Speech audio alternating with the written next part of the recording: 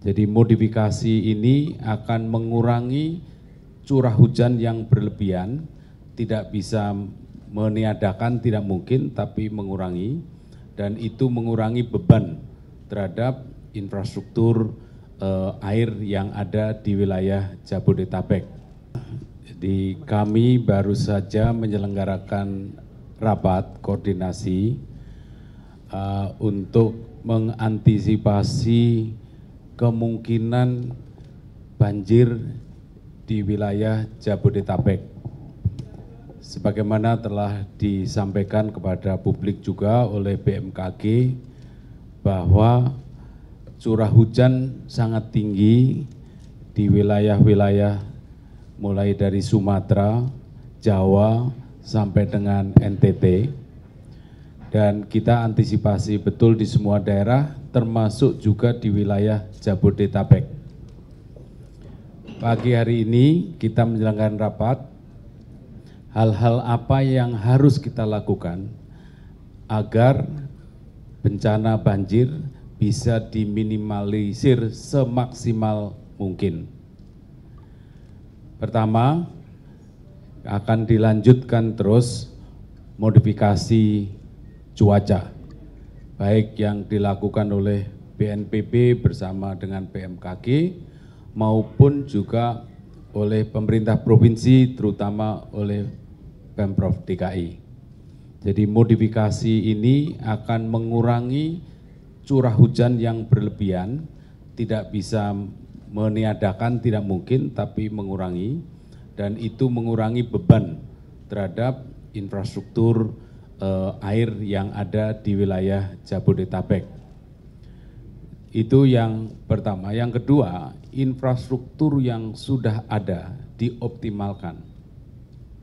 Jadi memanfaatkan infrastruktur yang sudah ada, diperbaiki, direnovasi, dioptimalkan, baik melalui perawatan infrastruktur maupun melalui kesiapsiagaan dari petugas teknis yang ada di lapangan.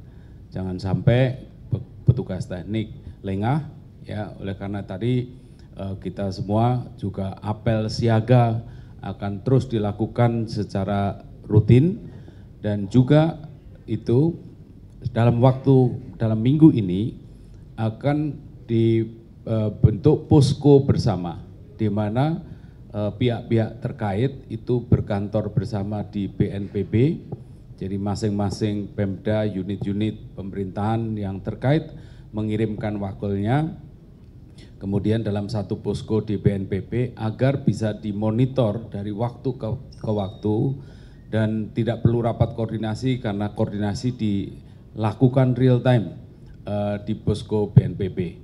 Itu sudah kita sepakati juga. Dan untuk itu juga nanti jikapun kemudian banjir tidak bisa terhindarkan, kita harapkan banjirnya sudah bisa mulai terkendali dengan langkah-langkah tadi yang saya sampaikan. Tapi juga nanti kita juga siap siaga untuk melayani masyarakat, ya, seandainya banjir tidak terhindarkan. Basarnas sudah siap, titik-titik di mana baik itu infrastruktur yang disediakan, kemudian juga staffing juga demikian. Demikian juga Pemprov Provinsi DKI juga sudah menyiapkan infrastruktur yang dibutuhkan di pos-pos yang kemungkinan ada potensi untuk banjir.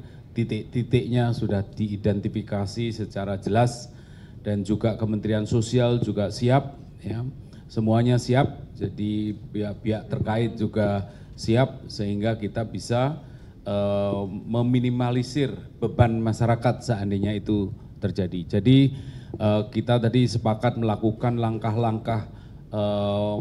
Pertama adalah mengurangi beban infrastruktur fisik yang ada di Jabodetabek dengan modifikasi cuaca dan lain-lain, mengoptimalkan infrastruktur yang ada, membuat posko bersama, terus kemudian semua siap siaga, dan juga seandainya banjir tetap terjadi, kita juga siaga merespon cepat agar beban masyarakat bisa diminimalisir. Jadi semua KL dari pemerintah pusat itu siaga semuanya, termasuk PU, dan juga dari pemerintah daerah, pemerintah Provinsi DKI, pemerintah Provinsi Jawa Barat, beserta pemerintah kabupaten kota yang terkait. Ini sekaligus tadi juga kita membahas tentang bagaimana penanganan bencana dan pasca bencana di Jawa Barat, bahkan juga tadi kita singgung juga penanganan bencana tindak lanjut di Flores Timur, Lewotobi laki-laki, dan juga di Adonara Barat. Saya kira itu yang bisa saya sampaikan. Jika ada tambahan dari Pak Kepala BNPB dan Bapak Ibu yang lain, saya persilakan. Pak Kepala BNPB silakan. Sampaikan Bapak Menko tadi, jadi di samping pemerintah Provinsi DKI yang kita bantu secara maksimal mulai langkah-langkah yang Bapak Menko tadi sampaikan, kami juga tetap daerah-daerah penyangga Provinsi Jawa Barat, Provinsi Banten juga khusus untuk mengantisipasi banjir di penghujung tahun di Jabodetabek juga kita berikan bantuan, ya, baik bantuan peralatan, bantuan anggaran maupun bantuan logistik. Mudah-mudahan dengan adanya kesiapan awal ini, sekali lagi apabila pun nanti banjir tidak bisa dihambat, tetap terjadi, paling tidak masyarakat yang terdampak ini tidak lama-lama, ya. Jadi pemerintah kabupaten kota ini sudah bisa langsung bergerak melalui Badan Penanggulangan Bencana Daerah. Mungkin tambahan seperti itu. Kemudian untuk operasi modifikasi cuaca, meskipun pemerintah DKI juga sudah melaksanakan, BNPB memperkuat, ya, termasuk yang di Provinsi Jawa Barat dan di Provinsi Banten. Nah, langkah-langkah ini juga kita harapkan bisa mengurangi jumlah hujan yang turun secara ekstrim. Kalau kita lihat di Jakarta 1-2 hari ini adalah salah satu bukti bahwa operasi modifikasi cuaca itu bisa tepat atau berhasil dilaksanakan. Mungkin seperti itu tambahan dari saya. Terima kasih. Sedikit menambah. Sudah dijelaskan dengan clear tadi oleh Bapak Menko dan Bapak Kepala BNPB. Yang perlu ditambahkan, mohon seluruh pihak dan masyarakat tetap terus memonitor perkembangan informasi cuaca yang sangat dinamis, cepat berubah dari BMKG melalui berbagai kanal, terutama melalui aplikasi mobile phone atau laman BMKG atau sosial media atau YouTube dan sebagainya, karena perkembangannya ini perlu untuk selalu dipantau guna keselamatan kita bersama. Dan yang terakhir, kami BMKG bersama BNPB akan terus berupaya dengan modifikasi cuaca, namun jangan khawatir akan membanjiri wilayah lain. Karena sesungguhnya yang dimodifikasi itu adalah awan-awan yang masih di laut yang belum sempat masuk ke daratan. Jadi demikian, terima kasih. Terima kasih, Bu. Bapak Kepala Basarnas. Menyampaikan untuk mengantisipasi, tentunya kami juga mengambil langkah-langkah selain yang saya sampaikan tadi untuk kesiapan alut baik darat maupun laut. Kita minggu ini juga melaksanakan simulasi terkait dengan kondisi dalam rangka mengantisipasi bencana hidrometeorologi. Demikian juga titiknya ada di wilayah Jakarta dan juga di wilayah Bekasi. Tentunya ini menjadikan satu edukasi bagi masyarakat dan dari kami sendiri untuk bisa memberikan respon informasi cepat di standby call di 115. Jadi kondisi yang memang kami siapkan untuk 24 jam. Demikian dari kami, Bapak. Pak Gubernur. Baik, terima kasih. DKI Jakarta pada prinsipnya sudah melakukan mitigasi terkait antisipasi banjir pada musim penghujan, utamanya pada cuaca ekstrim ini. Dan kami tentu saja senang mendapat arahan dari pemerintah pusat, kementerian lembaga terkait, dan siap mengikuti. Selanjutnya kami juga sinergi dan koordinasi, kolaborasi dengan berbagai lembaga terkait, siap untuk mengantisipasi musim penghujan ini. Termasuk adalah bagaimana kita memaksimalkan, mengoptimalkan infrastruktur yang tersedia, Namun sekali lagi kami sampaikan bahwasanya infrastruktur existing yang ada di DKI Jakarta pada prinsipnya sebenarnya siap untuk yang saluran makro adalah 150 mm per hari. Sedangkan saluran pendukungnya adalah siap untuk menampung yang sampai dengan 100 mm per hari. Selebih dari itu, kita memang ada genangan cukup lama, tapi kalau sudah di atas 200 mm, ini yang kami kewalahan. Nah, oleh karena itulah kami kemudian bersama-sama dengan BMKG, dengan BNPB, melakukan modifikasi cuaca sebagaimana yang sudah kami lakukan pada tanggal 7, 8, 9, dan insya Allah akan kami lakukan secara bertahap sampai dengan awal tahun 2025. Demikian Pak, terima kasih. Terima kasih. Pak Gubernur DKI. Mungkin langsung ke Bu Dwi Korita. Bu, apakah cuaca ekstrim yang berpotensi melanda Jabodetabek ini akibat dari bibit siklon 91S ya Bu? Mungkin bisa dijelaskan. Kemudian apakah sebelumnya kan BMKG sudah memberikan peringatan dini hingga tanggal 8 ya Bu? Kemudian sekarang statusnya seperti apa? Selanjutnya untuk operasi modifikasi cuaca ini berapa persen akan menurunkan curah hujan di Jabodetabek? Mungkin itu saja. Jadi status saat ini, peringatan dini sebelumnya kan sampai tanggal 8, ini ada perpanjangan, mohon maaf, karena justru yang semakin meningkat, artinya kemarin alhamdulillah karena Bapak Gubernur juga sudah melakukan modifikasi cuaca, jadi yang harusnya lebat itu tanggal 7, 8 itu bisa dikendalikan ini. Nah ini akan berlanjut tanggal 15, terutama yang perlu diwaspadai, menjelang tanggal 15 itu akan meningkat secara bertahap, nah kemudian ya puncaknya itu sekitar tanggal 15 bisa mencapai 100 mm per hari hujannya, sehingga perlu diwaspadai. Kemudian penyebabnya antara lain bukan satu-satunya, terutama adalah bibit siklon tadi. Ada dua sistem yang saling bersinergi. Selain faktor-faktor yang lain, terutama La Nina.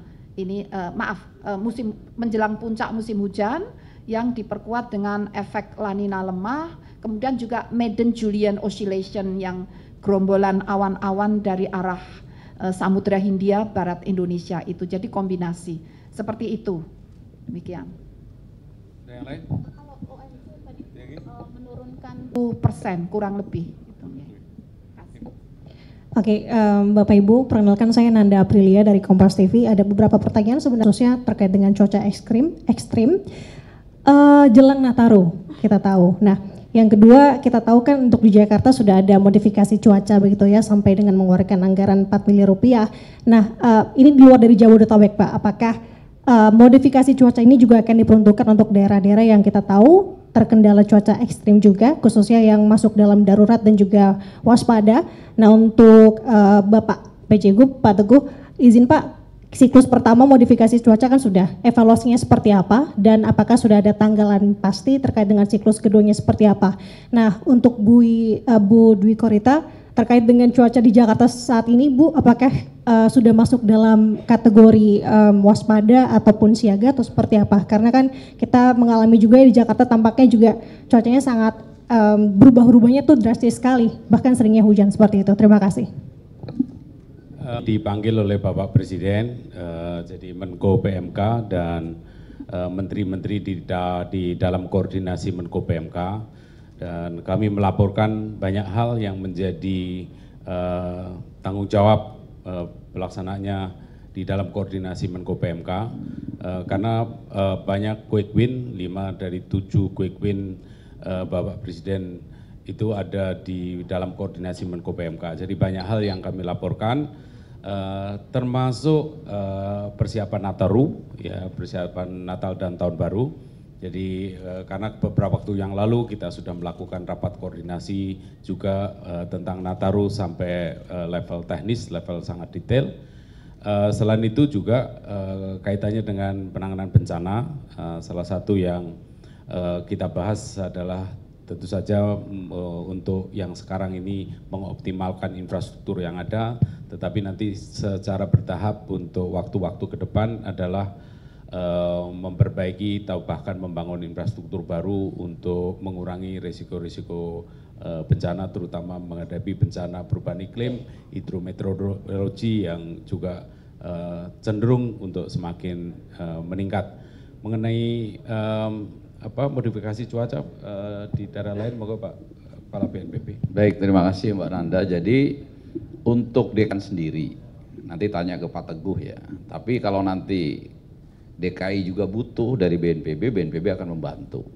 Nah untuk daerah-daerah lain di luar DKI, Jawa Barat, tadi sudah sampaikan, yang sekarang sudah dilaksanakan adalah Sukabumi. Sukabumi kan dari mulai kemarin hujan terus, sehingga walaupun sekarang penanganan bencananya, tanggap daruratnya sudah berjalan dengan baik, sudah tidak ada lagi daerah yang terisolir, tidak ada lagi masyarakat terdampak yang tidak dapat logistik, tetapi masih sangat darurat gitu, pakai roda 2 dan terkendala cuaca. Kita laksanakan operasi modifikasi cuaca di sana. Di sana bahkan 2 pesawat siang malam bekerja. Mudah-mudahan kita lihat besok, lusa, cuaca di Jawa Barat mudah-mudahan lebih baik. Yaitu hasilnya. Tadi kan Ibu Dekorita 30%. Memang sama sekali menghentikan hujan itu tidak bisa. Dan operasi modifikasi cuaca beberapa tahun ini merupakan salah satu opsi menanggulangi bencana. Jadi kalau musim hujan ya dikurangi jumlah debit airnya, bahkan dialihkan ke tempat lain yang tidak berpotensi bencana. Di Banten juga seperti itu. Nah, jadi bukan hanya DKI, tetapi Jawa Barat dan Banten juga kita akan kerjakan terus. Dan di daerah-daerah lain, seperti sekarang di Lewotobi, itu juga NTT sekarang juga potensi hujan deras. Nah, di sana walaupun banjir lahar dinginnya sudah diprediksi tidak akan terkena masyarakat, karena masyarakatnya sudah diungsikan, tetapi juga dengan prediksi dari BMKG kita juga laksanakan operasi modifikasi cuaca. Seperti itu. Sudah dilaksanakan selama 3 hari, itu rata-rata 1 hari adalah sekitar 4 sorti, dengan melibatkan 1 harinya kurang lebih 37 orang. Setiap sorti itu kita bisa menyemai kurang lebih sampai 800 kg per sortinya, artinya 1 hari kurang lebih sekitar 3.200 dengan menggunakan 1 pesawat, karena kemarin makanya ini masih terbatas. Pesawatnya adalah jenisnya pesawat Britten Norman PN2T PKWMN dengan pusatnya ada di Curug, dengan biaya masih dengan anggaran rutin dari BPPD. Namun demikian kami tentu saja sangat membutuhkan lembaga yang lain, khususnya BNPB, untuk sama-sama melakukan rekayasa cuaca tahap berikutnya. Kalau memang dari dana BPPD yang kami siapkan kurang lebih 4,3 miliar itu habis, kami sudah siap dengan menggunakan dana BTT. Sekali lagi karena dana BTT maka kami harus mengeluarkan status kondisi darurat, dan nanti kami juga pastinya koordinasi dengan BNPB. Kami siap untuk melakukannya dan sampai dengan akhir tahun. Kemudian untuk tahun 2025 kami juga sudah antisipasi masuk pada era APBD tahun 2025. Artinya insya Allah siap. Dan kami juga menghimbau kepada masyarakat, apabila nanti terjadi banjir, kami sudah lakukan sosialisasi, edukasi, dan bisa evakuasi dini, dan juga mohon bantuan lembaga. Andai kata memang banjirnya misalnya terjadi banjir, terjadi di hari weekday, kami juga mungkin akan mempertimbangkan mengeluarkan atau menerbitkan kebijakan WFH, work from home, khususnya bagi anak sekolah ataupun bagi lingkungan ASN di DKI Jakarta. Syukur-syukur juga bisa di kementerian lembaga, karena banjir di weekday resikonya, dampaknya berbeda dengan banjir di saat weekend. Terima kasih.